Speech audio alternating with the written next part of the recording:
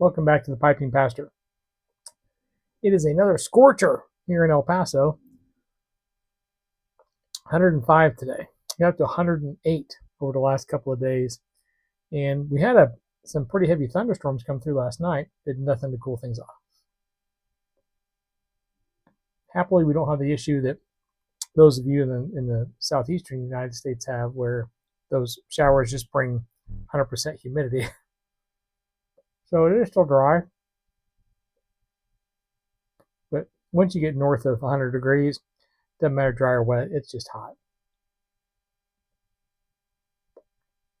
Which is why the cold brew pitcher comes in handy. Those of you out there who are coffee drinkers and enjoy hot summers like in the South, the cold brew pitcher definitely is a good investment. You can make iced coffee just by brewing coffee, pouring it over ice, but then it becomes kind of watered down. This stuff stays strong and dark, but it's cold and refreshing at the same time. There's when you're brewing coffee nerd second here, you've got three different variables: time, temperature, and turbulence. So time is the amount of time it takes for the water to seep through the grounds. Temperature is the temperature of the water, and turbulence is the pressure that you put on the water. So whenever you increase one, you can decrease the others, which is why people often say that Starbucks coffee is burnt, because they go high temperature, high turbulence, so it's shorter on time. So they can get that shot of espresso with all that caffeine in there in a lot less time, but with a lot of pressure and a lot of heat comes that burnedness.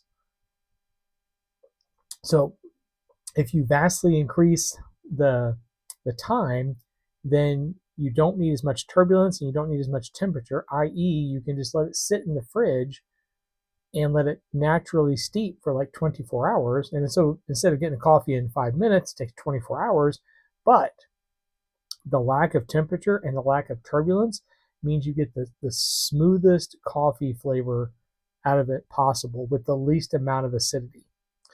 So that's not astringent at all. It's really dark, it's really rich, it's very flavorful, but there's none of that acid bite. And you can take cold brew coffee and reheat it. So you can heat it up and drink it as a hot coffee. And again, it just tastes wonderful. So I learned these little tricks from a coffee shop that I went to when I lived in Edinburgh. And the guy who ran the coffee shop was a retired Royal Marine engineer. And he had a degree in mechanical engineering. And he took all of that knowledge of science and mechanics and so forth and applied it to his coffee brewing. So he had formulas on the wall for time, temperature, and turbulence based on different flavor profiles he wanted to try to draw out of the coffee, and would adjust his machine accordingly. And he had like 3 different machines for 3 different sets of brewing times and so forth. So there's a lot there you can get out of it. But anywho.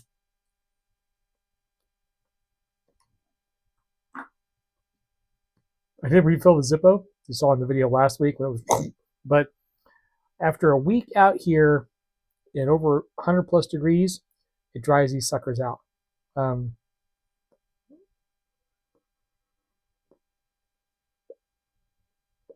My fellow fight smokers in Texas, Arizona, and New Mexico and stuff will be aware of this, but the dry temperature sucks all the moisture out of everything, including your Zippo.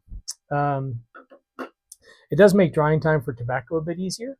So where in many places you'd have to let the tobacco sit out for 30, 40 minutes to an hour, and in this climate, 15 minutes out here and you're good to go. But speaking of tobacco, today in my Peterson Lestrade Sherlock Holmes series, that lovely little silver band there, I'm smoking some vertical lemon again. And I have settled on the preparation for this after a bit of experimenting with thicker cut, ribbon cut, shag even, and then a cube cut a couple weeks ago.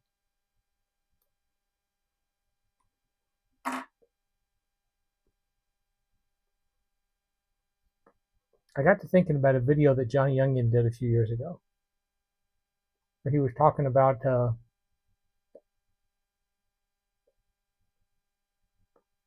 This is so good. I just got to stop and take a few sips. He was talking about how he prepares his uh, brown and black Irish twist flake, brown and black Irish twist, which is a rope tobacco and incredibly moist tobacco. And so he was doing like an instructional thing on how he prepares his rope, because it's not like you can just cut off a chunk, put it in your pipe, and smoke it. You light it 500 times. And the way he does it is like a combination of a cube cut and a ribbon cut. So he will cut off a few slices and then cut it in chunks like a cube cut, and then another couple thin slices and rub it out, and then put the cubes on the bottom, and then the rubbed out ribbon on the top, kind of like the kindling to get going to pull down the into the cube. And I thought, well, I've tried 3 different cuts on this plug. I wonder what's going to happen if I mix a couple of cuts together. So I used his method, and it's a winner. So I think I've settled now that Cascadia vertical limit is going to be cube cut on the bottom and a rubbed out ribbon cut on the top.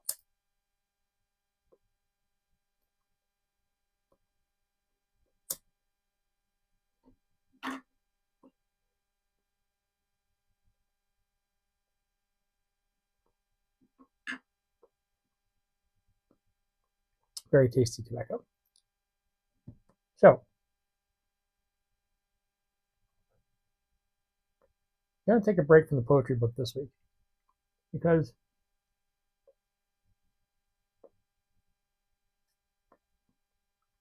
I've been seeing a lot recently about the Democratic Socialist Party, Democratic Socialist Alliance, Democratic Socialist Association,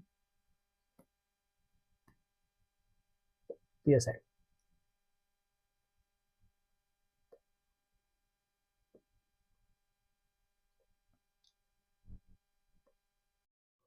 Sorry for the glitch there. I got a message on the phone, and so I had to turn notifications off, because when I don't do that, it shuts the sound off when I record. In any case, DSA. Basically, it's the Democratic Party's version of MAGA.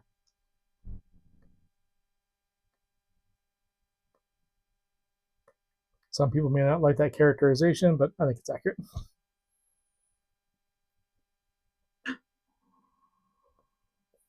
It represents some rather extreme views. Now, initially, when the candidates first started coming out, like Mamdani and so forth,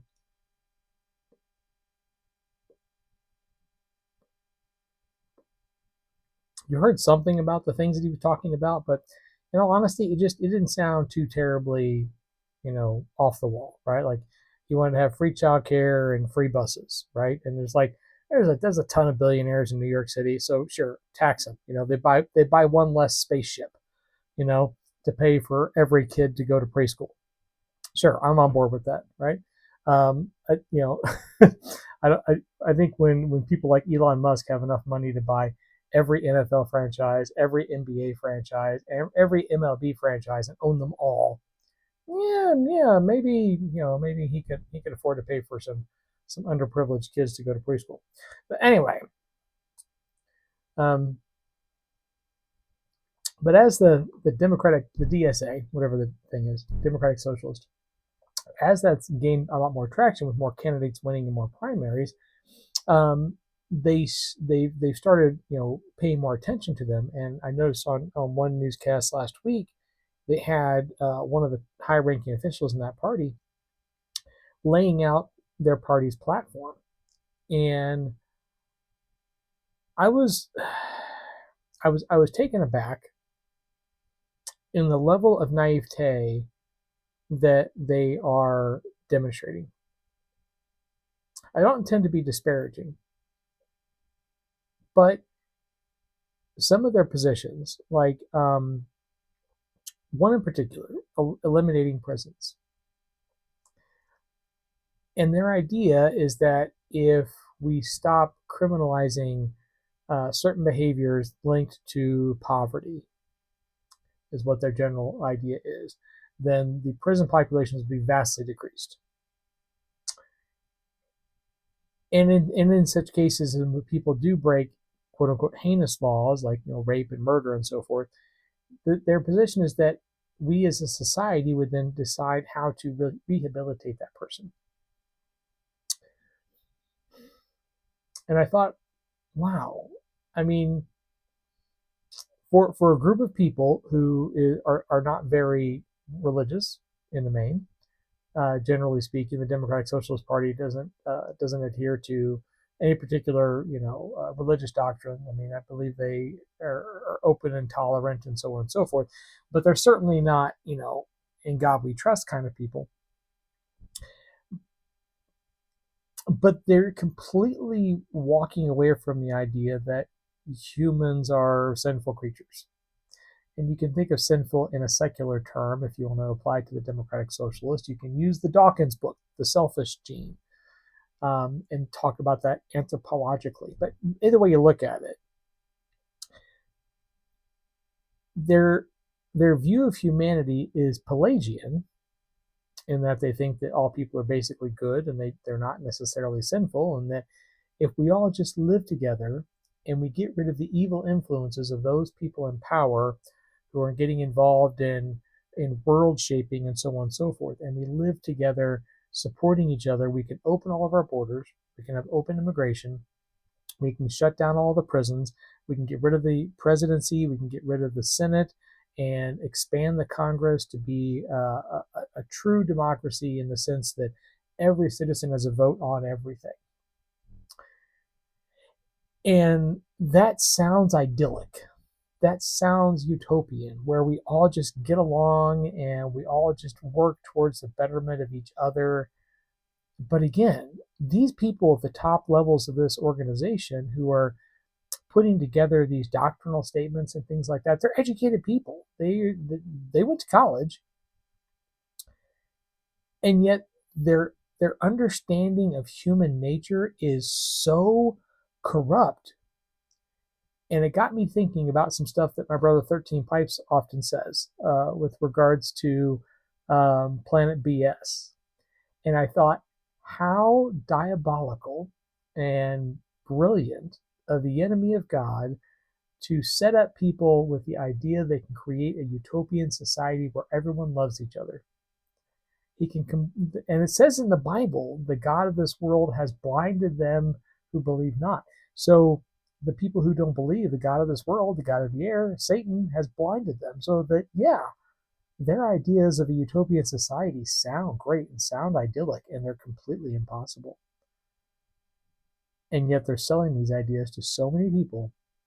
They have a political party now that is rivaling the Democratic Party and winning primaries and gaining more political control. So while their naive ideals may sound wonderful and they sound positive, I think if you peel back the curtain and you look a little deeper and you view them with a critical eye, you can see where they really come from. So anyway, just thought I'd share that positive message with you today. But the good news is I gave you some good hints on coffee. So at least you can have that to refresh you. So I'm going to turn back to my pipe now because I'm really enjoying this new cut. I hope you have a lovely week. As always, happy reading.